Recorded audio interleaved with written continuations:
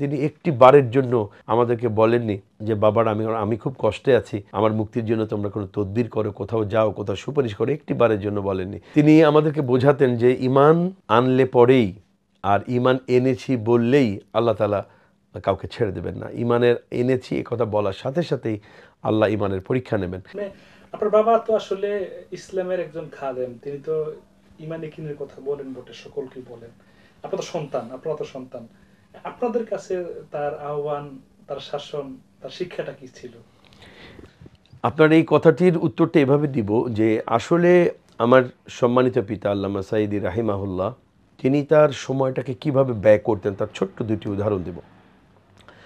কোরবানির সময় যখন আসতো, আমরা কোরবানি পশু জবাই করার পরে আব্বা সব সময় কোরবানি পশু জবাই করার পাশেই থাকতেন। আব্বা নিজ হাতে জবাই করতেন, এরপরে যখন যারা গোশত কাটাকাটি করতো তাদের পাশে আব্বা বসতেন, আব্বা দেখতেন। তিনি শুধু বসে থেকে তার সময়টাকে নষ্ট করতেন না, বরং তিনি বসে থেকে যারা কোরবানি গোশত কাটাকাটি করতো তাদেরকে উৎসাহ দেওয়ার পাশাপাশি তিনি তাদেরকে কোরবানি কেন ফরজ হলো, কোরবানির উদ্দেশ্যটা কী, একজন মুসলমান হিসেবে আমাদের দায়িত্বটা কী ইত্যাদি বিষয়গুলি যারা কোরবানির গোশত কাটাকাটি করতো সেই কসাই শ্রেণীর মানুষদেরকেও তিনি বলে শোনাতেন। কথাটা এই জন্য বললাম যে তিনি বসে থাকতে পারতেন, তিনি রুমে এসে ঘুমাতে পারতেন, কিন্তু তিনি তার এই সময়টুকুনও নষ্ট করেননি, অপচয় করেননি। তিনি এই সময়টুকু তার দাওয়াতি কাজে ব্যয় করেছেন। আরেকটি উদাহরণ দিচ্ছি, 2013 সালের সম্ভবত জুন বা জুলাই মাসে ঢাকা কেন্দ্রীয় কারাগার থেকে আব্বাকে কাশিমপুর কেন্দ্রীয় কারাগারে ট্রান্সফার করা হয়। তো আমি ঢাকা কেন্দ্রীয় কারাগার থেকে আব্বাকে ফলো করে পুলিশকে জানিয়েই আব্বার গাড়ির পেছনে ফলো করে কাশিমপুর কারাগার পর্যন্ত যাই।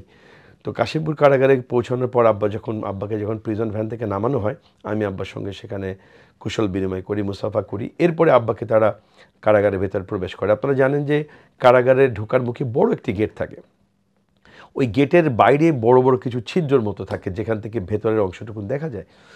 তো আব্বাকে যখন ভেতরে প্রবেশ করায়, তো আমি জানি প্রসিডিউরগুলি যে এখানে কি কি প্রসিডিউর অবলম্বন করে আব্বাকে কারা অভ্যন্তরে নিয়ে যাবে। তো আব্বা ওখানে বসা, আমি ওই ছিদ্র থেকে আমি সব দাঁড়িয়ে দাঁড়িয়ে দেখছি। আপনারা শুনলে অবাক হবেন, ওই কারা কর্তৃপক্ষ বা কারারক্ষী যারা ছিল তারা আব্বার ডিটেলসটা লিখে নিচ্ছিল, ট্রান্সফারের হিসাবগুলি তারা ফাইলবন্দি করছিল। হয়তো 10-15 মিনিটের মধ্যে তাকে আব্বাকে কারাগারের ভেতরে যে রুম আব্বার জন্য নির্ধারিত হলো সেখানে নিয়ে যাবে। এই যে 10-15টি মিনিট, এই 10-15টি মিনিট আব্বা সূরা আসর তেলাওয়াত করলেন। সূরা আসর তেলাওয়াত করে কারারক্ষী এবং কারা কর্তৃপক্ষ যারা ছিলেন তাদেরকে সূরা আসর তেলাওয়াত করে তাদেরকে সূরা আসরের তাফসীর শুনিয়েছিলেন 10 মিনিট। আমি বাইরে দাঁড়িয়ে মন্ত্রমুগ্ধের মতো শুধু শুনছিলাম আর ভাবছিলাম যে আহা, এই মানুষটি যদি কারাগারে না থাকতো, সরকার বা খুনি হাসিনা তাকে পরিকল্পিতভাবে রাজনৈতিক প্রতিহিংসায় তাকে যদি কারাগারে বন্দি না রাখতো, তাহলে যে 13টি বছর আল্লামা সাঈদীকে কারাগারে আটকে রেখেছিল, এই 13 বছরে অন্তত 13 জন মানুষ নামাজি হতো, অন্তত 13 জন বিধর্মী ইসলাম ধর্ম গ্রহণ করত, অন্তত 13 জন মানুষ হকের পথে ফিরে আসতো, অন্তত 13 জন মানুষ দ্বীনের পথে আসতো, দ্বীনি আন্দোলনে আসতো। তো সরকার পরিকল্পিতভাবে যেহেতু কাজটি করেছে, তারা জানে আল্লামা সাঈদী মুক্ত জীবনে থাকলে এগুলি ঘটতো, এই জন্যই তাকে পরিকল্পিতভাবে তাকে রাজনৈতিক প্রতিহিংসা তাকে আটক করেছিল। তো যে মূল যে পয়েন্টটি আমি বলতে চাচ্ছি সেটা হলো তার সময়টি দাওয়াতি কাজে তিনি সব সময় ব্যয় করেছেন, প্রতিটি মুহূর্তে। আরেকটি কথা বলবো, আমরা প্রতি মাসে সাক্ষাতের জন্য শুরুতে মাসে 4 বার দেখা করতে পারতাম, মানে সপ্তাহে 1 বার করে মাসে 4 বার। হঠাৎ করে একদিন আমাদেরকে টুয়াইস ইন এ মান্থ করে দিল, এরপর একদিন মাসে একবারে সাক্ষাতের ব্যবস্থা করলো। তো সাক্ষাতের যে সময়টুকু আমাদের জন্য নির্ধারিত ছিল সেটা হলো মাত্র 30 মিনিট। এই 30 মিনিটও আব্বা 3টি ভাগে বিভক্ত করে নিয়ে আসতেন। প্রথম ভাগে তিনি মায়ের সঙ্গে একান্তে কথা বলতেন, দ্বিতীয় ভাগে আমরা যে ভাই যেতাম বা তার নাতি নাতিনীরা যেতেন তাদের কুশল বিনিময়, পারিবারিক নানা বিষয় জানতে চাইতেন, ব্যবসায়িক বিষয়গুলি, যে ব্যবসা করে অথবা চাকরি করে ইত্যাদি অবস্থাগুলি জানতে চাইতেন। পরবর্তী অংশ যেটা কিনা বেশি লম্বা সময় ছিল, 12, 15, 17 মিনিটের মতো, সেই সময়টিতে তিনি আমাদেরকে নসিহত করতেন কোরআন এবং হাদিস দিয়ে।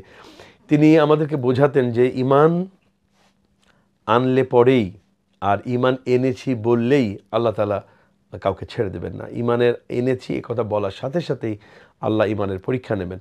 এবং তিনি আমাদেরকে এটা বোঝাতেন আজকের কারা জীবন যেটা তার, এটি ইমানেরই একটি পরীক্ষা। এবং তিনি আমাদেরকে এটা বলতেন, তোমরা আমার জন্য দোয়া করো যে আল্লাহ তাআলা আমাকে ইমানের পরীক্ষায় অবতীর্ণ হওয়ার সুযোগ দিয়েছেন এবং আমার ইমানের পরীক্ষা আল্লাহ করছেন। তো আমি এটার জন্য মোটেও পেরেশান নেই, বরং তোমরা আমার জন্য দোয়া করো আল্লাহ রাব্বুল আলামিন যেন আমাকে ইমানের এই পরীক্ষায় উত্তীর্ণ করেন। তা আমরা মন্ত্রমুগ্ধের মতো শুনতাম আর ভাবতাম যে আহারে, যে এই মানুষটিকে 13 বছর জেলে রেখেছে, ফাঁসির আসামি বানিয়েছে, পরে যাবজ্জীবন কারাদণ্ডের আসামি বানিয়ে কারাগারে আটকে রেখেছে, তিনি একটি বারের জন্য আমাদেরকে বলেননি যে বাবার আমি খুব কষ্টে আছি, আমার মুক্তির জন্য তোমরা কোনো তদবির করো, কোথাও যাও, কোথাও সুপারিশ করো, একটি বারের জন্য বলেননি। বরং আমরা যতবার পেরেশান হতাম, আমরা যতবার অস্থির হতাম, ততবার তিনি আমাদেরকে হতাশ না হওয়ার জন্য কোরআনের আয়াত শুনিয়ে আমাদেরকে বলতেন যে হতাশ হয়েও না, ইনশাআল্লাহ বিজয় আমাদেরই হবে যদি আমরা মোমেন হই। তো আমাদেরকে বলতেন তোমরা মোমেন হওয়ার চেষ্টা করো আর আমার জন্য দোয়া করো। তো মূল বিষয় যেটা, সেটা হলো তিনি তার জীবনের প্রত্যেকটি মুহূর্তকে দাওয়াতি কাজে ব্যয় করেছেন। এজন্যই আলহামদুলিল্লাহ, এই জন্যই বলতে পারি যে আল্লাহ তাআলা তাকে পৃথিবীতে এত বেশি সম্মানিত করেছেন তার এই দাওয়াতি কাজের ভূমিকার কারণেই। আচ্ছা, আমি মুক্ত জীবনে যখন ছিল, আজ থেকে 13 বছর, মতান্তরে যে মারা গেছেন 1 বছরে 14 বছর আগের কোনো বিশেষ স্মৃতি আপনার মনে পড়ে কিনা বাবার সাথে, আমাদের আল্লামা দেলোয়ার হোসেন সাইদি সাহেবের সাথে? আলহামদুলিল্লাহ, আব্বার সঙ্গে তো অসংখ্য স্মৃতি আমার। আলহামদুলিল্লাহ, আমি মানে স্মৃতিকাতর হয়ে পড়ি মাঝে মধ্যেই। আর বিশেষ করে যখন একাকী থাকি তখন তো বলার অপেক্ষা রাখে না, চোখের পানি এসে যায়। 2007 সালে যখন 1/11-এর অভিশপ্ত সরকার যখন এই জাতির ঘাড়ে, যেটি কিনা বাংলাদেশের স্বাধীনতা, সার্বভৌমত্ব এবং স্বাধীনতা অস্তমিত করার মূল যে ষড়যন্ত্র, সেটি ওই 1/11 থেকে শুরু হয়েছিল। পরবর্তীতে তার ধারাবাহিকতায় খুনি হাসিনা টেনে নিয়ে এসে 2024 পর্যন্ত। ওই 2007 থেকে 2009 সাল পর্যন্ত 2টি বছর আব্বা এক ধরনের গৃহবন্দী ছিলেন। বাংলাদেশে তার সমস্ত প্রোগ্রাম বন্ধ হয়ে গিয়েছিল, সরকার সমস্ত প্রোগ্রামগুলি বন্ধ করে দিয়েছিল। তো সারাক্ষণ ঘরেই থাকতেন আর নামাজের সময় তিনি মসজিদে গিয়ে নামাজ পড়তেন। তো ওই সময়টি আলহামদুলিল্লাহ আমার কাছে আমার জীবনের শ্রেষ্ঠ সময়গুলির মধ্যে অন্যতম সময়, বিকজ এই 2টি বছর আমি আব্বাকে খুব কাছে পেয়েছি। ফজরের নামাজের পরে থেকে নিয়ে একেবারে এশা পর্যন্ত আব্বার অভ্যাস ছিল রাত 9টার মধ্যে আব্বা খাবার খেয়ে ফেলতেন। এবং তখন সুযোগ পেলে মাঝে মাঝে টেলিভিশনে যে রাত 9টায় একটা বুলেটিন হতো, ওটা দেখার চেষ্টা করতেন, সারাদিনের আপডেট নেওয়ার চেষ্টা করতেন। খানা শেষে তিনি আমাদের বাসার ছাদে প্রায় 40 থেকে 45 মিনিট, কখনো 1 ঘন্টা আব্বা হাঁটতেন। এই হাঁটার সময়টিও ছিল আমার জন্য আরেকটি সুবর্ণ সময়, কারণ এই 1 ঘন্টা আব্বা অনেক কথা আমাকে বলতেন, আমার না জানা অনেক কথা, যা কিনা আব্বার আলহামদুলিল্লাহ আব্বাকে অনেক বেশি জানতে আমাকে অনেক বেশি সহযোগিতা করেছে। আব্বার ছাত্র জীবন, আব্বার দাওয়াতি জীবন, আব্বার পারিবারিক জীবন, সামাজিক জীবন, এমনকি আব্বার অর্থনৈতিক জীবন আব্বা আমাকে বলতেন, আমি শুনতাম। একসঙ্গে ছাদে আমরা বাপ বেটা হাঁটতাম। তো এই স্মৃতিগুলি আমাকে খুবই কাতর করে ফেলে। আমি মানে মাঝে মাঝে যখন একা থাকি আমি নীরবে চোখের পানি চলে আসে, খুব মিস করি সেই সময়গুলি। বিশেষ করে আমি যখন অফিসে যেতাম সকালে 9টা সাড়ে 9টার দিকে আমি অফিসে বেরিয়ে যেতাম। আমি অফিসে আমার রুম থেকে বেরিয়েই আব্বার যে পড়ার রুমটি ছিল, আমি এখানে আব্বার সঙ্গে সাক্ষাতের জন্য, সালাম বিনিময়ের জন্য আসতাম।